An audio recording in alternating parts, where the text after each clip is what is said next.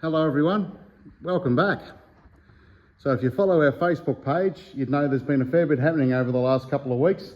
We've covered off everything from fitting panels to FTR3, stripping the dashboard and finding some hidden surprises on that car also. We've managed to do some 3D scanning and some work on the Super Cheap Auto Ellery AU, remove the dashboard and start to delete some of the non-period correct parts out of both cars, and also work through a spare parts haul that we got a couple of weeks ago, which has got a whole smattering of parts from Brytech, SBR, FPR, Tickford and more. So we'll bring you up to speed now on all the very latest information, and I hope you enjoy. So as you can see, FTR3's got quite a few changes since the last update. Now don't stress, we've got a set of green-eyed monster or 00 Motorsport quarter panels on the car now. They're not going to stay there. We've had a few people message us wanting to know why we've done that. They're only there just as a mock fit or a panel that we can use to, I guess, make reference points on how we need to trim a new set of rear quarter panels. Now where they're modified is mainly around the rear windscreen. If you have a crash on site at the track, you want to be able to remove these rear quarters without doing major work. So they're only riveted on. So if you have a look up under here, there's just rivet holes where they pop them on. And they also trim up all the way along this top edge, so you can take the quarter panel on and off without pulling the rear windscreen out. And also at the top where the roof joins in, it doesn't tuck under the roof like normal. So we've got to try and find a genuine set of AU rear quarter panels to use, but at this point we're just using these panels as a reference point, and we'll pop them back up on the shelf once we're done because it's a cool bit of history. Now one frustrating point, which we didn't know when we started restoring the Super Cheap Auto Falcon, when we got panels and bits and pieces for this car, this quarter panel here we found as new old stock, and if you have a look at the markings on it, it was actually an FTR spare. It was for FTR2, the chassis before the one we're doing now, but it would have been absolutely perfect. But the good point is the fuel filler points and everything on the Ellery AU will directly correlate across to the FTR3. So we do have, I guess, a bit of luck in that side of it, but it is a bit of a shame that obviously FTR3, we didn't have it at that point when we started the Ellery AU, so we didn't dream for a second that FTR3 would be sitting right next to it in a couple of years' time. So we've started to reassemble partially part of FTR3 just to get a reference point on what brackets need to be modified or done away with on the cage. Now as you can see there, we've put the original AU dashboard back in it, which stayed with the car throughout its whole racing life. That's those carbon fibre patch panels there is for the Larry bar, which will go back in the car. But the main thing we were hoping to look for is how we can integrate a standard indicator stalk system and also the original dashboard, whether we can retrofit it back to the original dash.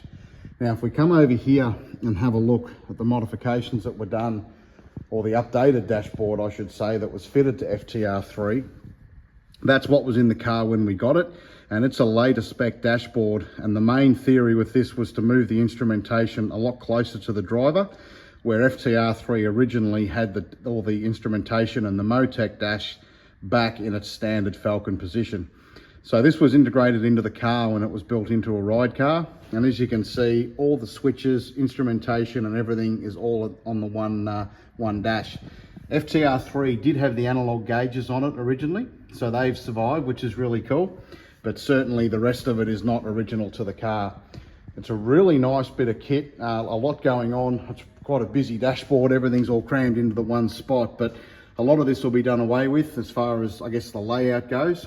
To convert the car back to what it was in 2000, we're going to have to remove all of this and refit it to more the standardized mounting points. Now, the dashboard itself and the dash pad is original. There's a date code on it, which is period correct, and we were really hoping that we could save it and keep it with the car. Now, we may still be able to, but I'll show you why we're at a little bit of a crossroads with it. You can see here that this dashboard with that big bulky later model system removed, the original mounting points for the 2000 spec dash have survived the test of time. So obviously it's still got these carbon pieces here which have survived, another piece there, but the dashboard and the carbon dash in the back there, it still has all the little mounting points that we used back in 2000. So all this was covered up completely by that new dash. Now, unfortunately, there's a fair bit of damage on it. so we may not be able to do a lot with it. And also, which is a bigger issue, the holes in the top of the dash where they've clipped that new system into, it has done quite a bit of damage to it. Now, the only other thing that's stopping us from grabbing another Falcon dash and putting it in, this has been modified and it's got a carbon fibre duct that's been moulded into the bottom of the dashboard, and that's designed to create, I guess, like a windscreen duct. It's only on the driver's side, but it's obviously had at some stage increased airflow to the bottom of the windscreen, which is interesting because these did have the heated filaments across the screen for wet weather racing. So it was obviously fairly well thought out at the time, and when you think back to when this car made its debut at 2000 at Bathurst, it was seriously wet. It rained for the whole week, so it would have come in handy. Now, if you follow our Facebook page, you would have seen during the week we had a visitor. Tim from TP Race Design has come and scanned both the Ellery AU and FTR3 into a 3D model that we can use at a later date for signage and pretty well endless projects we can do with the cars. Now, one thing he did do is he scanned FTR3. Now, obviously the cage on FTR3, the back half of it isn't period correct with the changes that was made when it became a ride car. But what we could do, which was really handy, is scan the floor, which has proved to be still original, the front half of the cage and the dashboard layout. So what we did is remove everything that wasn't period correct from after 2000, and Tim scanned all this dashboard assembly into a 3D model so we can draw what needs to go back on the car and make sure every little detail is 100% correct once we overlay it against old photos. Now, while we've got the Gibson Motorsport rear quarter panels on the car, we're also starting to draft up or draw up some fill panels for the back. So as you can see, because it doesn't have the standard wheel turrets, there's big gaps that all need to be filled, and there's fill panels that run down here, which you can see were drilled out to suit the BA quarter panel. And there's also all the boot floor and everything needs to be made. So we need to do all this now before the car does go off to fabrication, because as I've said in a previous video, it'll be painted at the same time, all being well. So obviously all this paneling here needs to be filled, and all this has to be sealed off because you don't want it to fill full of water if the car goes out on a wet day. So that's all underway at the moment as well. We've covered off trimming the rear quarter panels up. We've had to put a new roof on the car, which has come straight off our donor AU, which is looking rather second-hand now. We had to replace the roof because the AU windscreen shape is rounded where the BA is square. So it's had a new roof which is just sitting on it at the moment. We can't install this properly yet because it needs to come off the car for when the roll cage is done. It's going to be a lot easier for the fabbies to do that. So it's just sitting there. And the reason we've got that on the car just sitting loosely is there's lots of points where we need to do some running repairs. And also there's a modification that's done across the front of the roof turret. I'm not too sure why that's being done, but this all needs to be cleaned up before the roof will fit properly. And obviously there's a little bit of BA roof that's there. Need to cut all that off, smooth it off, and have it ready to go on. So what we're planning to do with the roof is once the roll cage is finished, the roof will be installed and welded in place, and then it'll all be painted white, so we can then start the reassembly process with hopefully no more surprises found down the track. Now the doors on FTR3 we're planning to reuse. They're obviously come from FPR stock originally, so there is a connection there to the car which we'd like to keep as original as we can. Door cards are original. The only disappointing part is for it to be a ride car, you've got to have a window net on the passenger side, and you can see there's been a lot of rivets and bits and pieces put in, and some of them have gone through the carbon trims. So it's a little bit disappointing, but I guess we can just try and repair that and work with it the best we can. Don't really want to make all brand new cards and lose a lot of the originality. You can see on the driver's side of the car, it does present really neatly. So we'll work with what we've got. We're not completely convinced we won't replace the rear doors. If we can find a good set that we can use, we will, because it would be cool to preserve the Falcon head on them, but the decision will be made on that at a later date. So if you've been following our Facebook page, you'd know that we picked up a spare parts haul a couple of weeks ago. Now, you can see here, we haven't sorted through it yet. It's a bit of a box of odd bods, but there's some pretty cool stuff in here. Now, it's all second hand, or 99% of it is. And there's a smattering of Brytech, FPR, there's some Stone Brothers bits and pieces. As you can see, there's a floor for the ride seat on one of the Stone Brothers cars. There's a set of headers there. There's all sorts of stuff. We've got some door glass off the BA Falcons, which is the rear door glass, the little corner glass. So we're working through this slowly and just trying to document what we've got. We don't know the kilometres on it. We don't know what it's like overall, so we're assuming that it all needs some work. You can see here, if we start going through some of this, there's springs, there's a steering rack there, and if you have a look at the markings on the steering rack, it's got FPR on it and it's numbered, which is really cool. So hopefully we can get that rebuilt and it'll correlate over to FTR car with a bit of luck. And also, yeah, there's alternators, hubs, center tail shaft bearings. We've got master cylinders in boxes, brake ducts, rear hubs. There's lots of bits and pieces. And in here, we've just got some radiator support panels, brake pads. There's a brand new set of rotors.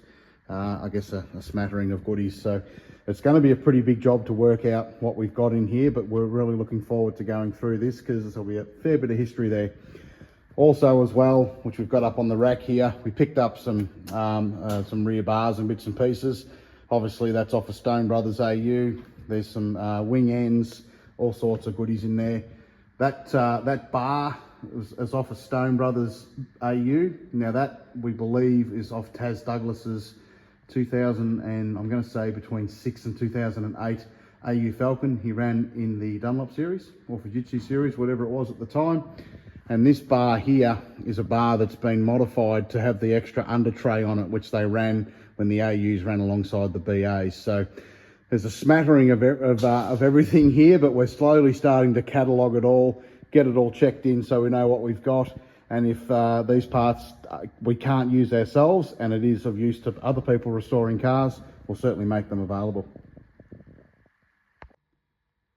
So as we touched on earlier in the video, Tim from TP Designs has done a scan of the Ellery AU and FTR3. So by doing a full scan on the Ellery AU, we've now got, I guess for history purposes, an exact replica and 3D model of the car as it sits today. And as you can see, the scan has been done inside and out. So it's got absolutely every detail, every switch, and we can overlay that against some original documents too to work out what we need to change. Now, as an example, some of the side signage on the car has been stretched a little bit and it's not quite where it needs to be. And that was discovered once overlaying the two models. So we're going to get that rectified. It's a 1%er. It doesn't really matter, but we'd rather make sure it's 100%. We've covered off in our earlier videos that the V8 Supercar stickers at the back are wrong. The Shell Championship sticker's wrong. But what we've also done is Ray Robbins, which we covered in an earlier video as well, gave us some original 25-year-old stickers. Now these we were going to measure up and get them reproduced, but Tim's actually going to scan them and do them properly because you can see a lot of the stickers on the car, which he highlighted quite correctly. Even like the Steve Ellery Racing sticker and a lot of the Ferodo sticker, a lot of the stickers on the car weren't perfect and they were quite rough the way they were made 25 years ago. So we've gone and obviously replicated them and done them up perfectly, but they're not technically correct.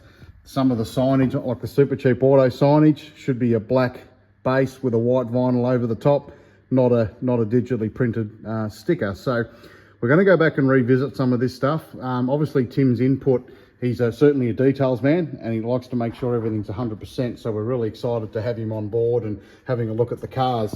Even little bits and pieces we didn't think of, like we've covered the Supercar sticker and the 10 and the Fox sticker, which are all wrong. But the AU's had a Smart Shield sticker for the road car. Now, it's only on the left-hand side rear door glass. We're trying to work out, did the race cars have them? Did they not have them? If we go and have a look at the spare parts hall, there's a brand new AU rear door glass, or BA I should say, and it's got that sticker on it. So we're trying to work out, does that need to stay on the car? Does it go? Just little 1%ers. Again, it's probably not many people would really notice that it's an issue, but it'd be nice to know that the car is 100%. Now, Tim's obviously going to reproduce these FAI stickers, just getting back to this point I was starting to make. So this is the original. You can see it's pretty rough drawn, but that's how it was back in the day.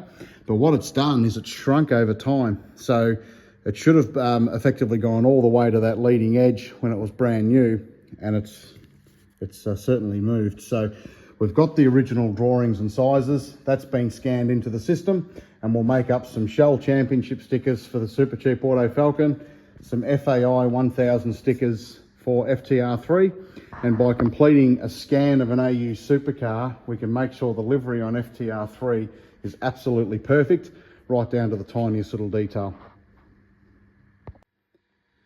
So work's going to continue over the next week or so. A lot of the jobs we've got to do now aren't overly exciting. We've got to continue to strip the balance of parts out of the donor car so we can ship that off to for its afterlife, and also start to just tidy up the welds and knickknacks on FTR3.